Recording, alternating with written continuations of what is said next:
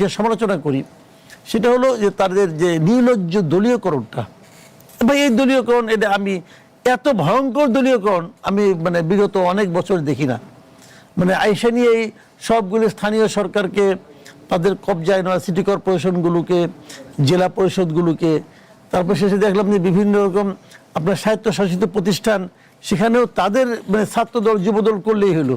সে যে তাঁত বোর্ডে বসে গেছে, যে তাঁত বোর্ডের চেয়ারম্যান সে কি তাঁত বিশেষজ্ঞ নাকি? অন্তর্বর্তীকালীন সরকারের অনেক সমালোচনা আমি করি, কিন্তু তারপরে তাদের যে কয়েকটা ভালো কাজ ছিল তার মধ্যে কিন্তু এই যে বিচার বিভাগের জন্য আলাদা সচিবালয়, তারপরে আপনার এই দুদকের এই সমস্ত যে এইগুলি ছিল, এগুলো কিন্তু ভালো কাজই ছিল।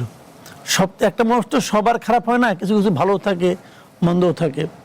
তো এগুলি তো সরকার ঠিক বেছে বেছে যেগুলি গুরুত্বপূর্ণ সেগুলি বাদ রাখছে। এবং রেখে তারা কি বলছে, রেখে তারা বলতেছে এগুলো আমরা আরো অধিকতর মানে আপনার আরো ভালো করব। তা আরো ভালো তো আপনি করবেন, মানলাম। তা আরো ভালো করার জন্য যেটা একটু কম ভালো ছিল সেটাকে বাতিল করতে হলো কেন?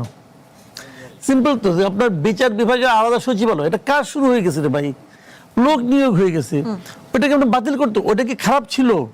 ওটা তো আপনি আরো ভালো করেন, তো ওটা রেখে ভালো করেন, ওটাকে বাতিল করবেন কেন? যখন আপনি বাতিল করেন তখন বোঝা যাবে আপনার মধ্যে একটা মতলব আছে, এবং সেই মতলবগুলো তারা বাস্তবায়ন করতেছে। এবং একটার পর একটা মতলব, দেখেন কতগুলি বিষয়। এই যে আপনার জুলাই ঐক্যমত্য কমিশন যাই বলেন আপনারা, কিছু কিছু সংস্কার করছে, সব সংস্কার আমার পছন্দও না, আবার কিছু সংস্কারগুলো ভালো আছে। প্রেসিডেন্টের ক্ষমতা, প্রেসিডেন্ট নির্বাচন পদ্ধতি, দুদকের কমিশনার নির্বাচন পদ্ধতি, এগুলোতে কিছু কিছু আছে। ইলেকশন কমিশন কিভাবে নির্বাচন করবেন, স্থানীয় সরকারের কি পদ্ধতি হবে, এগুলি নিয়ে কিছু কিছু পরিবর্তন সংস্কার তো ভালো ভালো ছিল, একদম খারাপ তো না। এখন এদের মতলব হলো এই সবগুলি কাজ সাইরা তারপরে তারা ওইগুলি করবে। তা কেন? আপনি তো এগুলো আগেও করতে পারতেন, আপনার তো এর মধ্যে আপনার 2 অধিবেশন হয়ে গেল, আপনি এগুলো করতে পারতেন আগেও। তো এগুলো আসলে পরিবর্তনের প্রতি ওদের কোনো আগ্রহ নাই। পরিবর্তন সবগুলি করতে হবে না আমি নিজেও মনে করি না, অনেকগুলি পরিবর্তন আমার কাছে পছন্দও না। কিন্তু বেসিক যে পরিবর্তন, বেসিক যে পরিবর্তনটা, মানে যে পরিবর্তনটা হলে পর মানুষ টের পাবে কিছু একটা চেঞ্জ হয়েছে। যেমন ধরে এখন যে আলোচনাটা হচ্ছে এই রাষ্ট্রপতির নির্বাচন, রাষ্ট্রপতির ক্ষমতা কি হবে? যাকে রাষ্ট্রপতি বানানো হচ্ছে উনি নিজেও আগ মুহূর্তের মতো জানেন না যে ওনাকে বানানো হচ্ছে, হঠাৎ করে উনি জানলেন যে ওনাকে বানানো হচ্ছে। কারণ উনি আবার এটাও জানেন না ওখানে যে উনি কতটুকু ক্ষমতা প্রয়োগ করতে পারবেন। তো এগুলো আবার এটা কিন্তু পুরোটাই কিন্তু হয়েছে একজনের হাতে। মানে পুরা আপনার মনে করেন স্থায়ী কমিটি বসছে, এটা হলো বিএনপির সর্বোচ্চ কমিটি, স্থায়ী কমিটি। আমি এটা পড়ছিলাম আর কি জিনিসটা, ওই দিন নিউজটা আমি ওয়েট করছিলাম যে আজকে স্থায়ী কমিটিতে নাকি সিদ্ধান্ত হবে।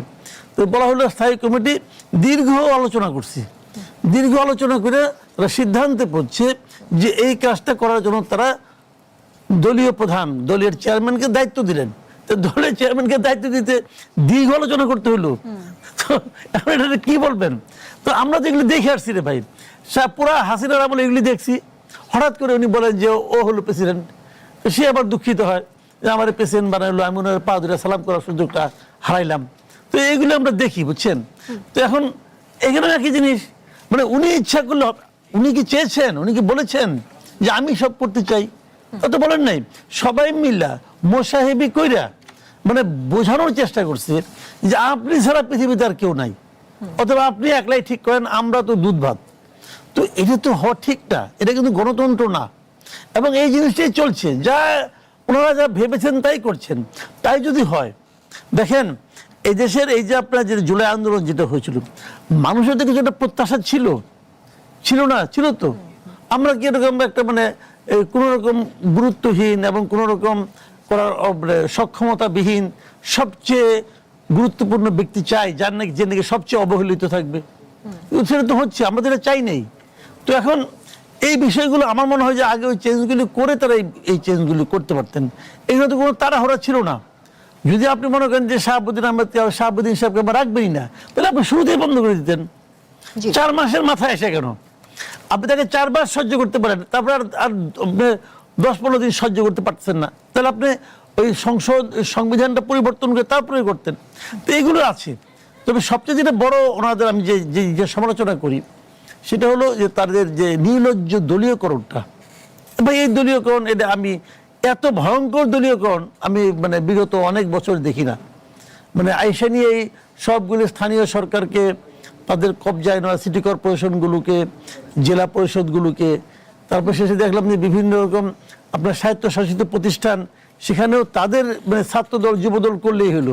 সে যে তাঁত বোর্ডে বসে গেছে, যে তাঁত বোর্ডের চেয়ারম্যান সে কি তাঁত বিশেষজ্ঞ নাকি? দিল বসে, আর কি করবেন? বিআইডব্লিউটিসি দিল একজনে বসে, তার যোগ্যতা কি? সে যুবদল করে, একসময় যুবদল করতে এখনো করে। তো এইগুলি চোখে লাগে, বুঝছেন না? একটু সময় নিত।